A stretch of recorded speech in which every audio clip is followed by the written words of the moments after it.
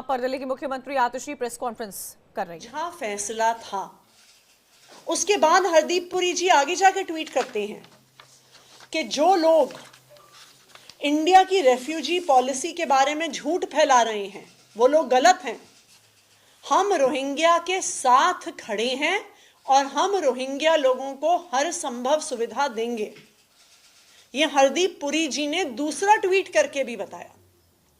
तो ये बिल्कुल साफ है कि दिल्ली में आज अगर अवैध रूप से रोहिंग्या रेफ्यूजी रह रहे हैं तो उनको बसाने वाली भारतीय जनता पार्टी शासित केंद्र सरकार है और उनका सोचा समझा फैसला है। अब सवाल ये उठता है कि आखिरकार ये अवैध तरीके से भारत में आए हुए रोहिंग्या दिल्ली पहुंचे कैसे? दिल्ली बॉर्डर के पास नहीं है, दिल्ली बांग्लादेश के पास नहीं है, दिल्ली म्यांमार के पास नहीं है। तो कैसे सबसे पहले बॉर्डर पार करके अवैध तरीके से रोहिंग्या बांग्लादेश से म्यांमार से भारत में आए?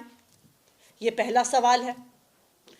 दूसरा सवाल कि कैसे उस बॉर्डर के बाद अनेकों राज्यों को पार करते हुए, आप ये बात याद रखिए कि दिल्ली कहीं से भी बॉर्डर के पास नहीं है, चाहे वेस्ट बंगाल, झारखंड, बिहार, उत्तर प्रदेश, इन सारे राज्यों को पार करते हुए कैसे ये रोहिंग्या दिल्ली पहुंचे? आखिरकार बॉर्डर को सेफ रखना किसकी जिम्मेदारी थी? आखिरकार एक स्टेट से दूसरे स्टेट में इलीगल इमिग्रेंट्स की आवाजाही रोकना किसकी जिम्मेदारी थी? यह जिम्मेदारी सिर्फ और सिर्फ भारतीय जनता पार्टी शासित केंद्र सरकार की है और हमारे गृह मंत्री अमित शाह जी की है। और आज ये बिल्कुल साफ हो गया है कि वो इस जिम्मेदारी को पूरा करने में 100% फेल हैं। यहां एक दूसरी संभावना उठती है, क्या जानबूझकर इलीगल इमिग्रेंट्स को दिल्ली लाया गया? क्या भारतीय जनता पार्टी की इस रेफ्यूजी पॉलिसी के तहत दिल्ली में और देश के अनेकों हिस्सों में सोच समझकर रोहिंग्या शरणार्थियों को बसाया गया? तो आज दिल्ली की मुख्यमंत्री होने के नाते मैं अमित शाह जी से पूछना चाहती हूं। मेरे अमित शाह जी से 4 सवाल हैं। पहला सवाल, क्या इन अवैध शरणार्थियों को रोहिंग्या बॉर्डर से लाकर एक सिस्टमैटिक सोचे समझे तरीके से देश के अलग अलग हिस्सों में बसाया गया? पहला सवाल। दूसरा सवाल, ऐसे कितने रोहिंग्या शरणार्थियों को आपने दिल्ली में लाके बसाया? तीसरा सवाल, आपने दिल्ली में उनको कहां कहां बसाया? चौथा सवाल, आपने दिल्ली की चुनी हुई सरकार को, दिल्ली के लोगों को इस बात से अनभिज्ञ क्यों रखा, उनको अंधेरे में क्यों रखा? क्यों ये पूरी प्रक्रिया रोहिंग्या इमिग्रेंट्स को दिल्ली में बसाने की जो आपने करी, इसकी सूचना दिल्ली की चुनी हुई सरकार, दिल्ली के लोगों को क्यों नहीं दी गई?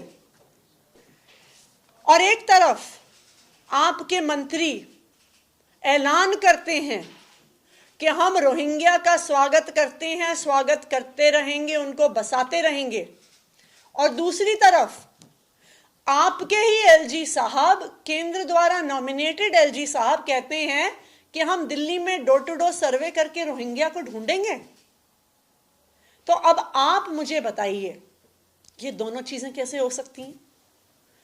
मैं अमित शाह जी से कहना चाहती हूं, जिन जिन रोहिंग्या शरणार्थियों को, जिन जिन इलीगल इमिग्रेंट्स को आपने दिल्ली में बसाया है, उसकी पूरी लिस्ट दिल्ली की सरकार को, दिल्ली की पुलिस को, दिल्ली के एलजी साहब को दी जाए।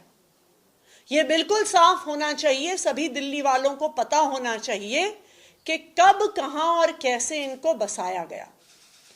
दूसरी हमारी डिमांड है कि दिल्ली में इस तरह से किसी भी अवैध शरणार्थियों को दिल्ली की सरकार से पूछे बिना शरण ना दी जाए, उनको ना बसाया जाए, क्योंकि आखिरकार जब आप उनको बकरवाला में फ्लैट देते हैं, वो फ्लैट तो दिल्ली के लोगों के लिए थे। वो ईडब्ल्यूएस के फ्लैट्स झुग्गियों में रहने वाले लोगों को रिहेबिलिटेट करने के लिए थे। तो आप दिल्ली के लोगों का हक छीनकर अवैध शरणार्थियों को, रोहिंग्या लोगों को दे रहे हैं। ऐसे किसी भी अवैध प्रक्रिया को करने से पहले, ऐसा कोई भी निर्णय लेने से पहले, किसी भी अवैध शरणार्थी को दिल्ली में जगह लेने से पहले आगे मैं चाहूंगी कि दिल्ली की सरकार को पूरी सूचना दी जाए। Thank you. हरदीप पुरी ने आज एक ट्वीट किया, उन्होंने लिखा है गलत भ्रामक तरीके से इसे फैलाया जा रहा है। मैंने तुरंत उस ट्वीट के नीचे उसका क्लेरिफिकेशन लिखा था कि ऐसा कुछ नहीं हुआ, एक भी रोहिंग्या नहीं बताया गया बकरवाला में भी। ये उनका ट्वीट है, दैट मीन्स वो तब झूठ बोल रहे थे या वो अब झूठ बोल रहे हैं? दोनों चीजें तो नहीं हो सकती। वो ट्वीट कोई क्लैरिफिकेशन तो नहीं हो सकता।